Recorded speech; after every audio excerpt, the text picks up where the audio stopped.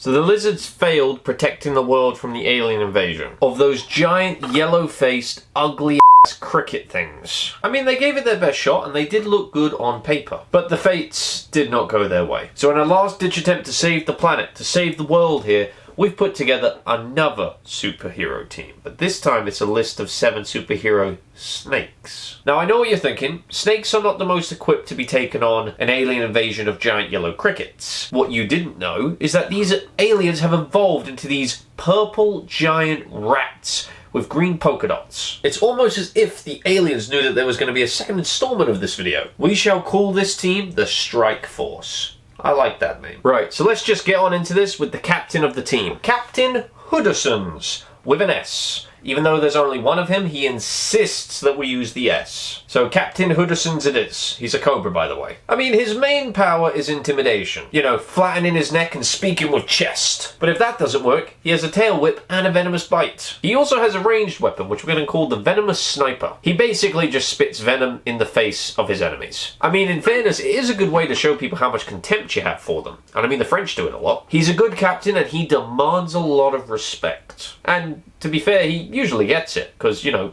he's a king cobra.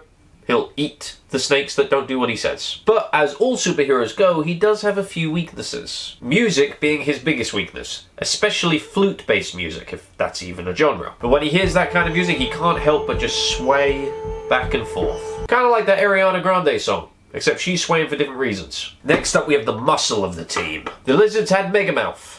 We have the BSS. And yes, this member's name is an acronym, because we're slightly scared of what they would do if they found out what it actually means. BSS stands for Big Stupid Snake. And yes, this guy falls into the typical stereotype of big things being stupid. Hence the name BSS. Fortunately for us, he thinks BSS is a type of soup. So I think we're safe for a little while, which is fortunate because he is one big motherfucker. Now, BSS is a Burmese python, by the way, which I should probably have told you that before I went on that long explanation of why we called him BSS. But when in Rome, no, you know what, actually, Rome has been destroyed by the giant cricket fuckers. Back in the previous video, that's when Rome was destroyed. Back to the BSS. Obviously, he's big, he's strong, and he is stupid, yes. So he has all that going on. He basically just slithers around, crushing all of the rat boys underneath his belly, which is a pretty powerful tactic. The only problem with the BSS is that he is slow. Like, painfully slow. So most of the rats just kind of move out of the way when he comes by. They just kind of move and then let him slither away. He's actually kind of useless, isn't he? I didn't think this one through that much. But if he slithers through, but it's so slow that the rats can just kind of move out of the way, like, what does he even, like, give to the team at that point? He's just big and slow. Okay, I gotta rescue this one, give me a sec. I mean, he is super long, so I guess he could just wrap himself around the headquarters and then nothing could get past him, because it would be like basically a giant wall of China, but a giant wall of Burmese python.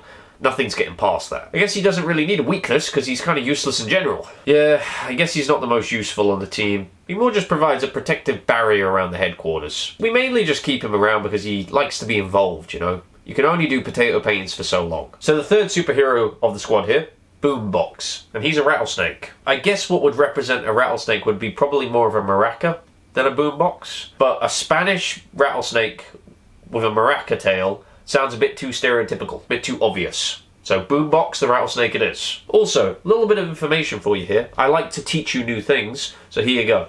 Rats love music, especially rave music. They go ape for that. They just can't get enough of that crap. So basically what Boombox does is he rattles his tail, giving kind of like a rave beat, right? Just kind of like a baseline beat, right? Consistent beat. And then all of these purple rats start bobbing their heads to his beat and just start moving towards him. Then he defeats each rat individually in hand-to-hand, tail-to-hand combat. I mean, the beautiful thing about this is that the rats don't even feel any pain. They're under a kind of trance listening to his rave music. So they don't even notice the fact that when they get close enough, he takes them out. It's kind of like when you check your grandparents into a retirement home. You're basically just sending them there to die.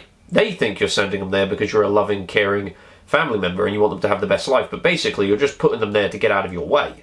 Now, the fourth member of the Reptile Snake superhero team here is not really one member. It's more of a team, but they're kind of represented into one character. Kind of like a band. No, that doesn't work. Not really sure how to describe this to you. But regardless, I'm going to call them Orgynition. See what I did there? Like ammunition, but with a twist. They're a group of garter snakes, by the way. Now, when I picture these guys, I kind of imagine the video game Worms, if any of you remember that. But to all of those who don't remember it, or have no idea what I'm talking about because you weren't born yet, let me explain a little bit. They basically work together, but independent, with an arsenal of weaponry that they can use to defeat anything. But sometimes it defeats themselves. It kind of causes as much harm on them and other members of their team as it does to the enemy, right? Like, they have an absolute insane quantity of grenades, rocket launchers, guns, holy hand grenades are insanely overpowered, but in most cases it takes out the user as well as the intended target. But the garter snakes almost don't care about losing 1, 2, or 1,000 members of their team. There's just so many of them, and they just kind of enjoy it. They enjoy the fight. So if they die in the pursuit of greatness, of taking out their enemy, that's a win in their eyes. They're kind of like the minions. You know what? That would have been a better explanation, wouldn't it? Than bloody worms. Although I wonder where the idea for minions came from. I imagine very few of you are going to know the worms reference. I should restart this entry again and just say minions. I'm not going to do that because I can't be bothered. Now, the main strength of the garter snakes is that there's just an absolute ton of them. They also have a lot of weaponry, but that's equally as damaging to themselves as it is to the enemy. So it's mainly just their abundance of numbers is their strength. And their weakness is the fact that they kill each other or kill themselves in the process of defeating their enemies. Now, like all the superheroes in this list and the last video, they have a weakness. That weakness being that for the spring of every year, they disappear to have a giant snake orgy. So they're not available to fight during that period of time. The fifth member of the team here, Sassers, which is an eastern hognose snake. And she is an absolute delight. She's the most dramatic of the bunch, that's for sure. And her powers are interesting and slightly confusing. She lets the aliens get real close to her, and then she plays dead. Then the aliens start to walk away. Then she wakes up again, starts making a noise. Then they go back towards her, then she plays dead again. Now this goes on and on and on until the alien rats decide to take their own lives and blast their heads off, out of pure boredom and frustration. Now Sassers does not really have a weakness.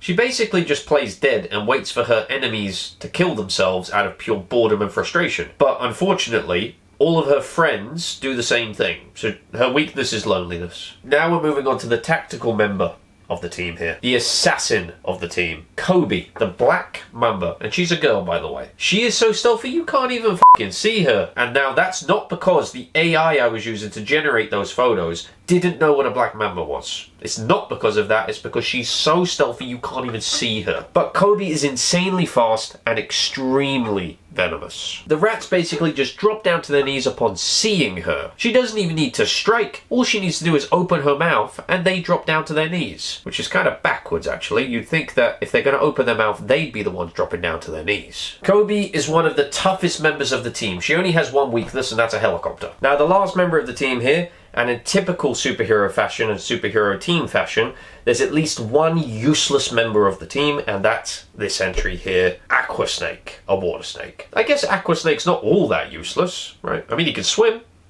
That's always nice. I mean, as long as the rat aliens stay away from the water, Aqua Snake doesn't really pose much of a threat to them. He's not going to be in the team for much longer. We took a vote, and even he voted that he was boring and should be voted out. So there we have it, our Snake superhero squad. We've got Captain Hoodersons leading the team out front and center, chest nice and high, with the BSS standing a little behind him, looking thick, both meanings of the words. Boombox hitting some beats to kind of keep the team energized. Then we have the garter snake group, the Orgynition. They're just scattered around the battlefield, holding various weapons with cheeky smiles. Then we have Kobe the Black Mamba, who's basically invisible and invincible, almost. There's one weakness. And then finally there's Aqua Snake, that nobody cares about.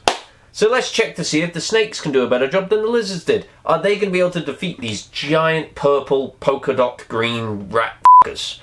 Let's see if they can do it. We're going to use the exact same method as before and just flipping a coin. So we're going to do the same thing as last time. We have to get a tails in order for them to win. So let's see. Flip the coin here and... damn. Well, that's anticlimactic, isn't it? Well, so much for that idea.